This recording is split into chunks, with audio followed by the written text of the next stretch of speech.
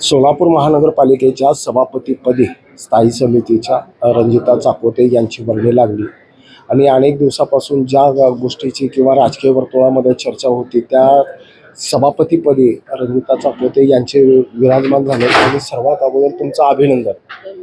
अगदी कमी वेळामध्ये फर्स्ट टर्ममध्ये तुम्ही इतक्या मोठ्या पदापर्यंत मजल मारताय, कुणाला श्रेय? श्रेय पार्टीमध्ये असलेली सक्रियता, पार्टीबद्दल असलेला प्रामाणिकपणा आणि एकनिष्ठेने काम करणं, याच्याबरोबर माझ्यावर असलेला विश्वास जो आदरणीय देवेंद्रजी फडणवीस साहेबांनी, आपल्या पालकमंत्री जयकुमार गोरे भाऊ यांनी, सर्व आमदारांनी, त्यामध्ये विशेष करून रोहिणीताईंनी सुद्धा मला खूप मोठा आधार दिलेला आहे। आमदारांचं म्हटलं तर सगळेच आमदार, विजयकुमार देशमुख अण्णा असतील, सुभाष बापू देशमुख असतील, सचिनदादा कल्याण शेट्टी, देवेंद्रदादा कोठेंनी माझ्यावर विश्वास ठेवला, या सर्वांचे मनापासून आभार। इतक्या मोठ्या पदावर तुम्ही आल्यानंतर एक जबाबदारीचं पद आहे। सोलापूर महानगरपालिकेच्या तिजोरीची चावी तुमच्याकडे, एक म्हणजे अनुभवाचा शिदोरी के बरोबर असावी लागते, ती कमी कशी भरून काढणार? नाही, मला असं वाटतं की माझा अभ्यास हा प्रत्येक क्षेत्रात चालू असतो। अनुभवासाठी माझे सहकारी सगळे आहेत, जे माझ्याबरोबर ज्येष्ठ आहेत, नगरपालिकेत आहेत, त्यांना घेऊनच कामकाज होईल आणि त्याबरोबर पक्षाकडून वेळच्या वेळी सूचना तर नक्कीच घेण्यात येतील। अनुभव म्हटलं, अभ्यास म्हटलं म्हणून मी तो प्रश्न विचारतो की बाबा अभ्यास, तुम्ही कुठल्या क्षेत्राचे जाणकार किंवा पदवीधर आहात की ज्यामुळे तुम्हाला ह्या ठिकाणचं काम हे सुकर होईल? नाही, हे बाळकडू मला जन्मल्यापासून मिळालंय, त्यामुळे अभ्यासापेक्षा हा खूप मोठा अनुभव आहे। अगदी डिग्री कुठल्या माझी degree masters of computer application झालेली आहे, पण मी गेले जन्मल्यापासून राजकारण बघतीये, सगळ्यांची जनसंपर्क बघतीये, लोकसेवा बघतीये।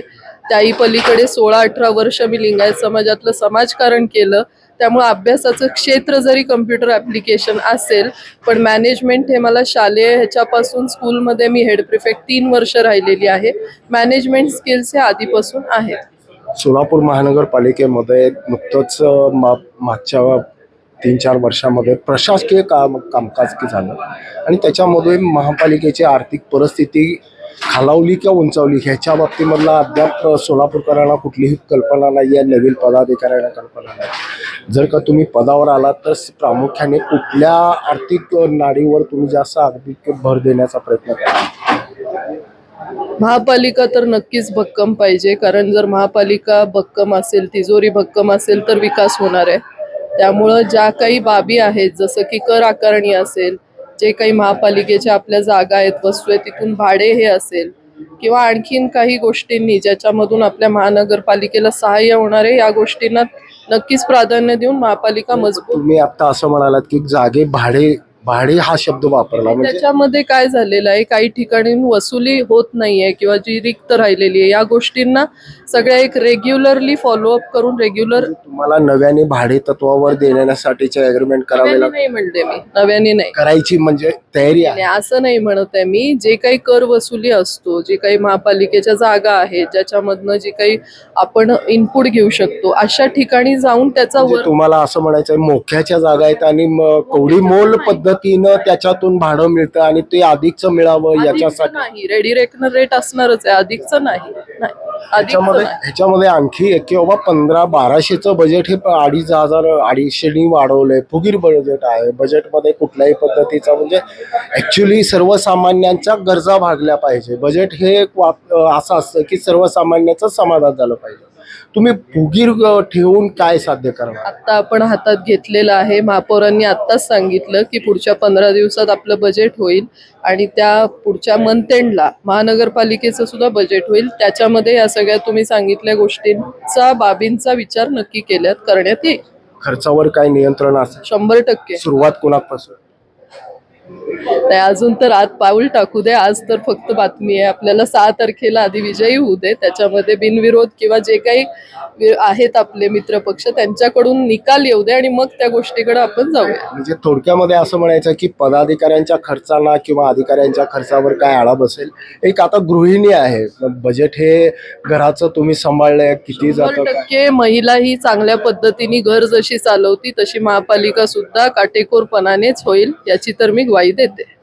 आणखी एक जाता जाता प्रश्न की बाबा आपण पाणी वितरणाच्या अनुषंगाने काही जागतिक बँकेकडून कर्ज घेतले आणि त्याच्या पोटी व्याजापोटी काही रक्कम आपल्याला वर्षाकाठी द्यायचं. बजेट एकूण आपलं आणि त्याचं व्याज ह्याचा ताळमेळ खूप मोठं आव्हान आहे. ह्याच्याकडे कसं बघताय? हे माहीत आहे तुम्हाला, हे असं काहीतरी आहे?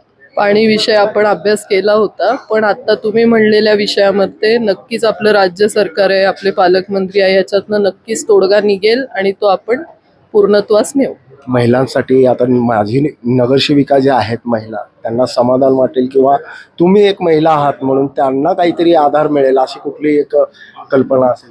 मी पहिलं प्राधान्य महिलांना देणार आहे, हे ओपन सांगते. कारण फक्त नगरसेविका नाही, मला प्रत्येक गरजू महिला आणि महिलांसाठी येणारे रोजगार व्यवस्था ह्याच्यावरती प्रामुख्याने काम केलं जाईल आणि मदत तर 100% केली जाईल. आव्हान वाटतं महानगरपालिकेचे आर्थिक नाडी सुधारणं किंवा सांभाळणं?